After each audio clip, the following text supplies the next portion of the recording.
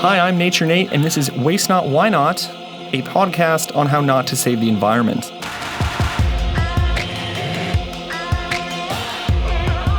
I'm an environmental researcher based in Taiwan. I work on energy, ocean, and waste issues. It's our first episode of 2020. It's almost Lunar New Year, and we got gifts for everyone. Don't worry, I already know what you wanted. It's a carbon offset.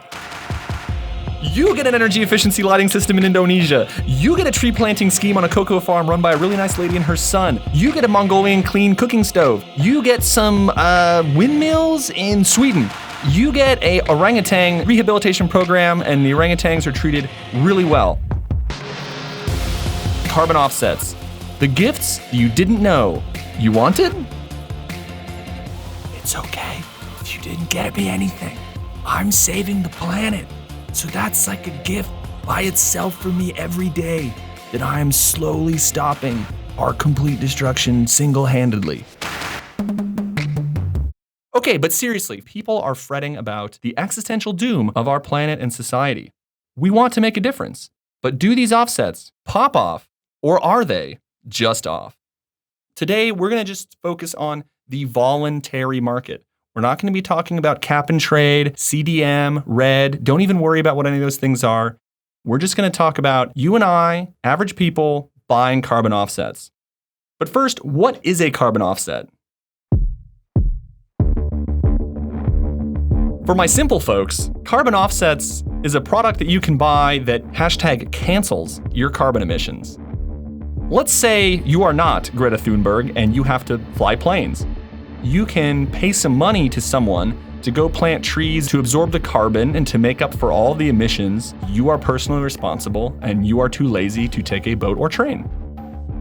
The first popular headline-grabbing case of carbon offsets was when British Airways offered them for their flights in 2007. When you buy a carbon offset, you are canceling out the emissions that you make by essentially paying someone or something else to absorb that equal amount of carbon. One common way is through reforestation or through planting trees.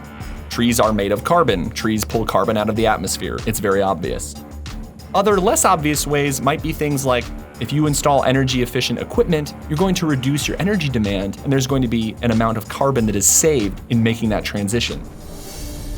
We call these carbon offsets voluntary because you don't have to buy them. There's no legal mandate to do that as individuals. The thing to do before you buy an offset is to calculate your carbon footprint to figure out how many you need to buy. During these carbon offset quizzes, they ask you, do you eat beef? Do you eat pork? Do you eat chicken? Each of those different types of animal that you consume, or lack of animal you consume, is going to have a different carbon consequence. Beef is generally the worst, and then each other type of animal you refuse to eat is going to reduce your carbon impact. The other area that they ask you about is your travel. Do you drive to work? Do you bike? Do you walk? Airline travel being one of the worst. The last area is on your energy use. So they ask you whether or not you use natural gas or wood or how you power your home. Do you live in a country like Taiwan that is mostly powered by fossil fuels? Or do you live in a country like Costa Rica where most of your energy comes from hydropower? Okay, now I'm going to get very personal with you guys and answer some very private questions about my carbon footprint. To get started, I just Google carbon footprint calculator. We're now at calculator.carbonfootprint.com/calculator.aspx. They give you a country option. They actually let you pick Taiwan, Republic of China, which is something I almost never see. Okay, enter your consumption of each type of energy and press the calculate button. How many kilowatt hours of electricity do I use? I'm just gonna put 200. Sounds How much right. Heating oil do I use? That's definitely 0 because Taiwan's hot. How many metric tons of coal do I use? How much liquid propane? How many wood pellets? Who is this for? Like a factory owner? Car. How many kilometers did I drive? 0. I just take taxis and Ubers. Motorbike. 0. I just sometimes ride on my girlfriend's scooter. It's carpooling. How many kilometers of subway do you travel? This is functionally impossible. I don't understand how anyone, except for the most data-driven, self-reflective person, you could figure all this out. But for most, they're probably not workable. However, there is a calculator that I do like called the Global Footprint Network. And if you want to play along, you can go to www.footprintcalculator.org. First question is, how often do you eat animal-based products? Occasionally. But if we were in a professional setting, I would say I never do. Next question, which housing type best describes your home? It's technically a multi-story apartment, but the apartment above me might be illegal. I'm just gonna say multi-story apartment. Okay, what material is your house constructed with? It's honestly just cinder blocks. They just drilled into my wall one day to install air conditioning, which is very bad for the climate. Do you have electricity in your home? I think it'd be very difficult to take this quiz if the answer was no. How energy efficient is your home? Taiwan has almost no energy efficiency, so it's hardly energy efficient. What is the average fuel economy of the vehicles you use? I've never asked the cab driver that. I'm just gonna pick the standard option of 7 liters per 100 kilometers. How many hours do you fly each year? 13 hours to the US, 11 hours back, and then I had to do that twice, so that's 48 hours. But then I took some other small trips, maybe 70. Okay, that was it. That was the end of the quiz. I got my carbon footprint calculator back, and it says that my carbon footprint is 15.5 tons of CO2 emissions per year. And the majority of my impact is coming from mobility. I assume it's the flying. 15.5 tons of CO2 is similar to the average American. It's hard to know if 15.5 tons is a little or a lot, so I'm gonna compare it to hardwood trees. Over its lifespan, when this tree reaches 40 years old, it will have absorbed a ton of carbon. My impact each year is equal to 15 40-year-old hardwood trees.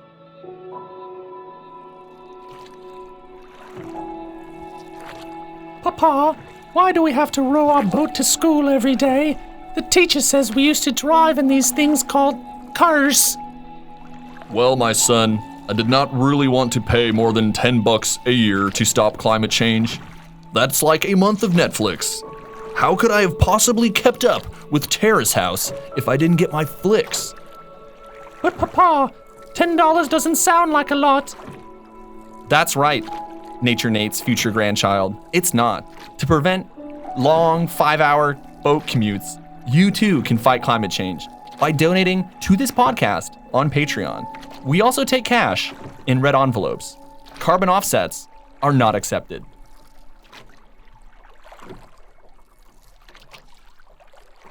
First, you calculate your footprint, so then you know how many offsets you need to buy.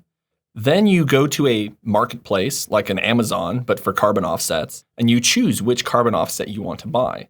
So they're all 1 ton of carbon, but different projects have different additional social benefits. One way to think about this is to think about each ton of CO2 you emit per year as like a ticket at a carnival, and you can cash it in to help different people all around the world. When people ask me how to offset their carbon, I generally refer them to the gold standard. A consortium of NGOs set this up, but basically it's a high standard, a gold standard, if you will, of carbon offsets. And they have many different types of carbon offsets, and they're all verified. If you want to offset your carbon, like any good capitalist, you want to find the cheapest way to offset your carbon. I'm looking for those carbon bargains. Okay, we want to find the cheapest carbon offsets. So indigenous reforestation, that's $18 a ton. Safe water in Rwanda, $12 a ton. Solar cooking for refugee families, $15 a ton. 11, ooh, what's 11? Climate plus portfolio variety of projects. Okay, that's like the $2 chuck of carbon offsets. They just take all the good offsets from last year and put them into a bin. Ooh, 10, okay, here we go. Here's a tip. Scroll down for the cheaper offsets. Okay, 100 megawatt wind power project, $10. Seems like a lot of the energy projects are cheaper and helping people is more money. Can't imagine why that would be the case.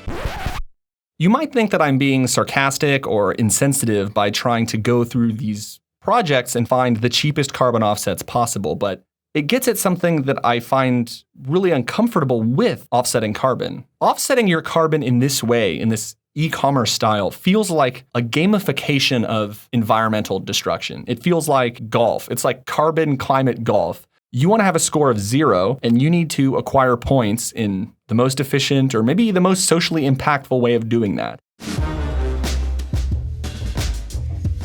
Are carbon offsets a waste? If we were at a party, I would say yes, carbon offsets are a waste. The incentives are misaligned. If I offset all of my carbon, that is not creating a disincentive for my, let's say, local power company to using coal. They don't care because I'm offsetting their emissions. If I am eating beef and I want to offset that, that doesn't change how the cattle industry works. That doesn't change their carbon emissions. Getting carbon offset certification can be extremely expensive. One case that I'm reasonably close with is about wetlands in Myanmar. It costs $500,000 to certify that entire forest. It does help other people somewhere else, but thinking there's this like pay it forward for climate system is just delusional. Helping vulnerable communities adapt to climate change, or helping communities that have serious air pollution or conservation challenges, helping them deal with those problems and giving them alternative sources of funding is good. But I don't think that this gamification of carbon offsetting is healthy, nor do I think it's really going to lead to meaningful change in our societies.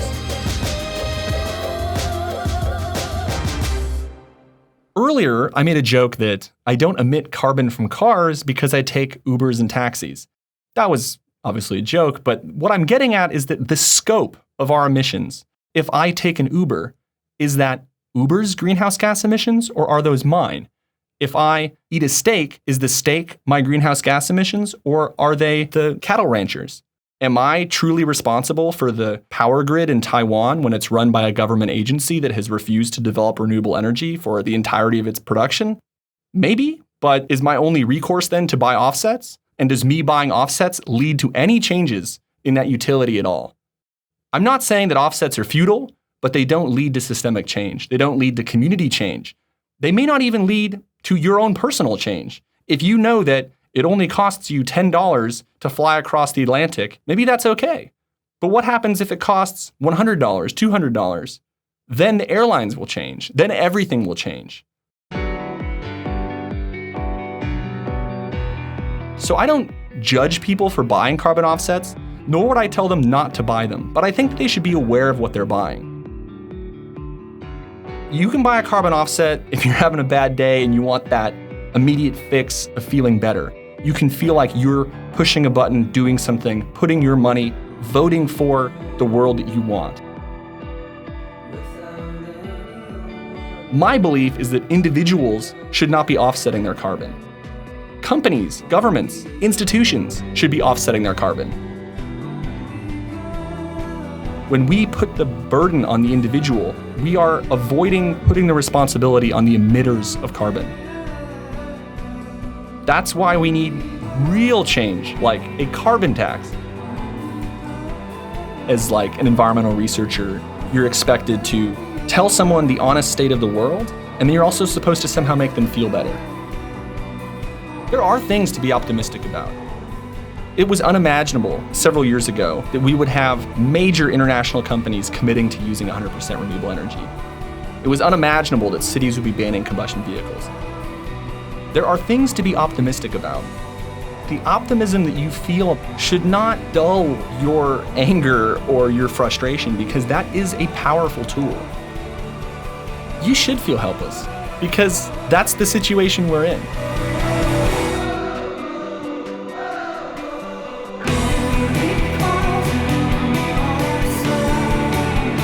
This has been the Waste Not, Why Not podcast. Do you have a question for us? Send us an email to ask@wastenotwhynot.com. You could even do a voice recording. Subscribe to our show on Apple Podcasts, Spotify, or wherever else you get your podcasts. I suggest giving us a good rating. Support us on Patreon. We are Waste Not, Why Not on Patreon and Facebook, and Waste Not Pod on Twitter. This has been a Ghost Island media production. I'm your host, Nature Nate. This episode was produced and edited by Allison Chan with Yu-Chen Lai. Our executive producer is Emily Y. Wu. Brand design by Thomas Lee. We recorded this at MyCoin, a Bitcoin exchange based in Taipei, Taiwan. Thanks for listening. Bye-bye.